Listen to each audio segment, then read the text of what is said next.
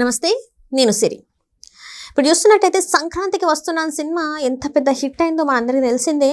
అయితే అందరూ కూడా వెంకీ మామ ఇంకా సైడ్ క్యారెక్టర్సే చేసుకోవాలి, ఇంకా హీరోగా అయిపోయింది తనది అని చెప్పేసి చాలా వరకు అయితే అందరూ మాట్లాడారు. కానీ సంక్రాంతికి వస్తున్నాంతోనైతే అసలు ఈ సంక్రాంతికి విజేతగా నిలిచింది సంక్రాంతికి వస్తున్నామో దీంతోనైతే ఎవరైతే అంటే ఆ చిరంజీవి గారు, నాగార్జున గారు ఉన్నారో ఆ స్థాయి వాళ్ళకి ఒక సవాల్గా మారింది. ఇంకా చూసుకుందాం ఇప్పటి నుంచి అన్నట్టుగా, అంటే ఒక పాజిటివ్ నోట్ మీద ఇప్పటి నుంచి ఇట్లాంటి సినిమాలు చేద్దాం అన్నట్టుగా ఒక వార్త అయితే హల్చల్ అవుతుంది ఇండస్ట్రీలో.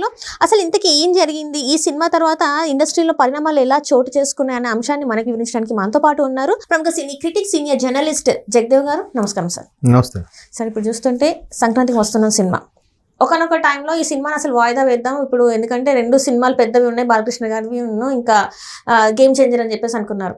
కానీ వెంకీ గారు ఇంకా అనిల్ రావుపూడి గారు ఖచ్చితంగా ఈ సినిమా సంక్రాంతికి రావాలని చెప్పేసి వాళ్ళు పట్టుబట్టి సినిమాని రిలీజ్ చేయించారని చెప్పేసి కూడా మనకు తెలిసిందే. కానీ ఇప్పుడు ఆ పట్టుబట్టడమే ఈరోజు దిల్ రాజు గారిని నిలబెట్టిందేమో అనిపిస్తుంది. అండ్ సినిమాలో అండ్ ఇండస్ట్రీలో కూడా కొన్ని సవాళ్ళను, అంటే పెద్ద హీరోస్ ఎవరైతే ఉన్నారో ఆ హీరోస్కి సవాల్గా కూడా మారింది సినిమా అన్నట్టుగా కూడా వార్తలు వస్తున్నాయి. సో అసలు ఏమేమి పరిణామాలు చోటు చేసుకున్నాయి సార్? మీరు పెద్ద హీరోల్లో ఆ సవాల్ అనే టాపిక్ ఏంటంటే, ఇప్పుడు సంక్రాంతికి వస్తున్నాం టైటిలే సంక్రాంతి సినిమాలో సంక్రాంతికి వస్తున్నాం టైటిల్తో వచ్చారు. సంక్రాంతికి బిగ్గెస్ట్ మూవీస్ డాకు మహారాజు, గేమ్ చేంజరు. సో ఈ రెండిట్లో ఖచ్చితంగా 2 బీభత్సంగా ఉంటాయి. ఎందుకంటే డాకు మహారాజు అంటే జై బాలయ్య, అదొక వ్యసనం. బాలయ్యకి అలవాటు పడితే ఎవడు వదులుకోలేడు. సో ఇక్కడ రామ్ చరణ్ ఏంటంటే దీనికి ముందు RRRతో ఒక గ్లోబల్ స్టార్గా అవతరించిన వైను, పైగా శంకర్ గారి మూవీ. సో దిల్ రాజు గారి ప్రొడక్షన్, బీభత్సమైన కాంబినేషన్లు కదా అన్నీ కూడా. సో ఇది మినిమం గ్యారంటీ మూవీ. ఎలా ఉంటుందో ఇప్పుడు కూడా minimum guarantee movie game changer. కాకపోతే పట్టుబట్టి కొంతమంది ఒక 28 మంది ఏదో ఒక టీమ్గా తయారై కావాలని బ్యాడ్ ప్రోపగాండా చేశారన్నట్టు కూడా వార్తలో చూసాం. అయితే ఇప్పుడు ఈ 2 కాక నెక్స్ట్ సంక్రాంతి వస్తున్నాం, వెంకీది ఆల్రెడీ అదేంటది వెంకీ మామ లాంటి సినిమాలు, డ్యూయల్ రోలు, అట్లా పెద్ద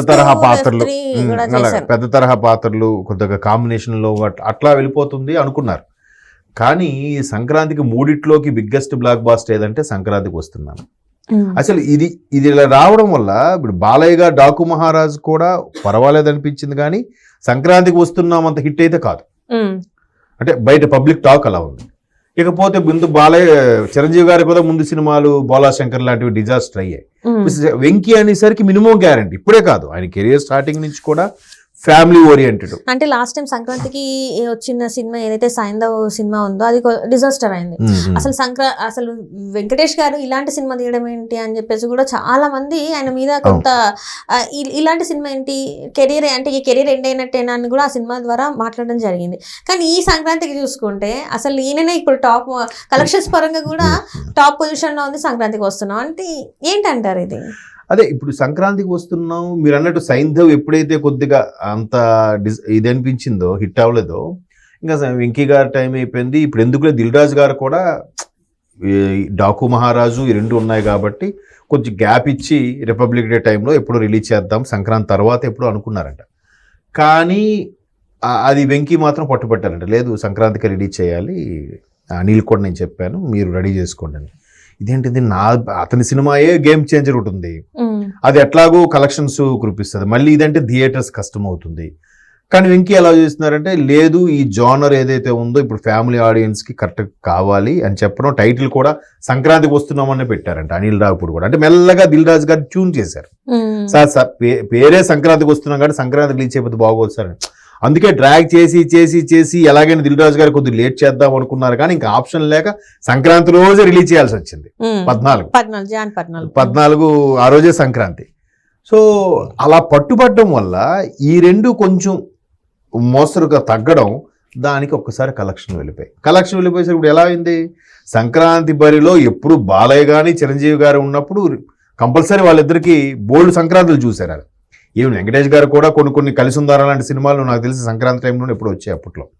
సో అటువంటి బ్లాక్ బాస్టర్ ఉన్న వెంకటేష్ గారు, సరే ఏముంది ఇప్పుడు ఫ్యామిలీ ఓరియంటెడ్, మహా ఉంటే F2 లాగా కామెడీ లాగా ఉంటుందేమో తర్వాత ఇద్దరు ఒకరు భార్య ఇంకోటి గర్ల్ ఫ్రెండ్ అంటున్నారు. ఇది పోటీకి తట్టుకోలేదులే, అందుకే డిలేగా చేద్దాం, ఏ సినిమాలను అప్పుడు చేస్తే కొంచెం ఆడుతుందిలే అనేది ప్రొడ్యూసర్ దిల్ రాజు గారు ఆలోచన అట. మనకి తెలియదు, ఎవరు ఇండస్ట్రీ మిత్రులు చెప్తే తెలిసింది.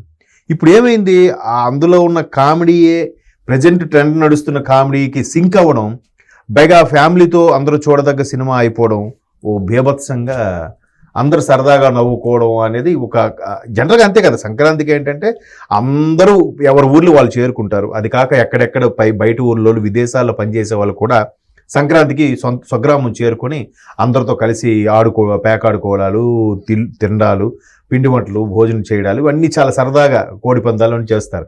మధ్య మధ్యలో ఆటోమేటిక్గా ఎవరు ఏ సినిమా బాగుందిరా, దేనికి వెళ్దామరా అనుకుంటుంటారు.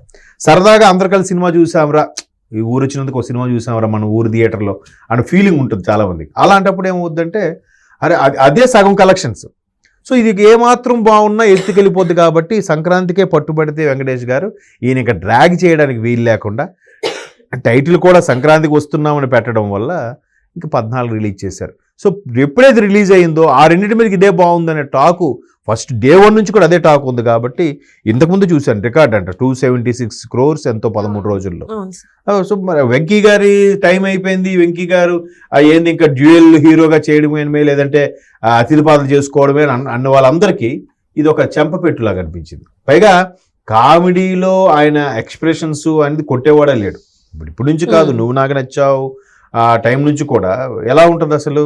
వెంకటేష్ ఉన్నారంటే ఇంకా మధ్యలో కమెడియన్ కూడా అవసరం లేదు. ఆయన ఎక్స్ప్రెషన్ అంటే హీరో ఎలివేషన్ ఉంటూనే కామెడీకి అంత ప్రాధాన్యత ఉండే సినిమాలు చాలా చేశారు. ఇప్పుడు నువ్వు నాకు నచ్చావు ఆ రోజులో బిగ్గెస్ట్ హిట్. ఇప్పుడు కొంతమంది కొన్ని జానర్లు ట్రై చేసినా అందరూ ఏమనుకున్నారంటే ఇది వెంకీకి అయితే బాగుండేదేమరా అలా అనుకున్న వాళ్ళు చాలా సందర్భాలు ఉన్నాయి. సో అంతగా ఫ్యామిలీ ఆడియన్స్కి అట్రాక్ట్ అయిన వెంకీ ఈ పండగ సీజన్కి ఆ టైటిల్కి ఆయన పర్ఫార్మెన్స్కి పైగా భార్య ఒకటి ఎక్స్ గర్ల్ ఫ్రెండ్ కాన్సెప్ట్కి సింక్ అయిపోయి బ్లాక్ బాస్టర్ అయిపోయింది. బ్లాక్ బాస్టర్ అయిపోయింది. డాకు మహారాజ్ దాంతో పోటీగా అయితే లేదు కదా. ఓకే పర్వాలేదు, జై బాలయ్య దీంట్లో నడుస్తుంది, కానీ దాంతో పోటీ పడలేకపోవడం ఇప్పుడు ఖచ్చితంగా మరి ఆ తరం హీరోలందరికీ సవాల్ విసిరినట్టే కదా. ఇప్పుడు వీళ్ళందరూ ఇప్పుడు చిరంజీవి గారు, బాలయ్య గారు, నాగార్జున గారు, వెంకటేష్ గారు, వీళ్ళందరూ ఆల్మోస్ట్ 1 or 2 years వేరియేషన్లో ఉండే ఒక కాలము సమకాలికలు వీళ్ళందరూ. సో ఖచ్చితంగా అది అనిపిస్తుంది, అబ్బా వెంకీ ఈసారి కొట్టాడే మనము కొట్టాలి అనే ఒక హెల్దీ అట్మాస్ఫియర్ క్రియేట్ అవుతుంది. సో దిల్ రాజు గారు కూడా అది ప్రెస్ మీట్లో అదే చెప్పారు. గేమ్ చేంజర్తో కొంచెం నేను భయపడ్డాను, ఇబ్బంది పడ్డాను, కరెక్ట్ టైంకి వెంకీ గారు నిలబెట్టేశారు అని. ఇంకోటి ఏంటంటే అనిల్ రావిపూడి వెంకటేష్ గారి కాంబినేషన్లో ఇది 3 హిట్లే. F3 కూడా ఆడేసింది, చాలా బాగా స్టార్ కాస్టింగ్ అవన్నీ ఉండేటప్పుడు కూడా. F2 బ్లాక్ బాస్టర్, F3 కూడా బాగా అనిపించింది. మళ్ళీ సంక్రాంతికి వస్తున్నాం బ్లాక్ బాస్టర్ అయిపోయింది.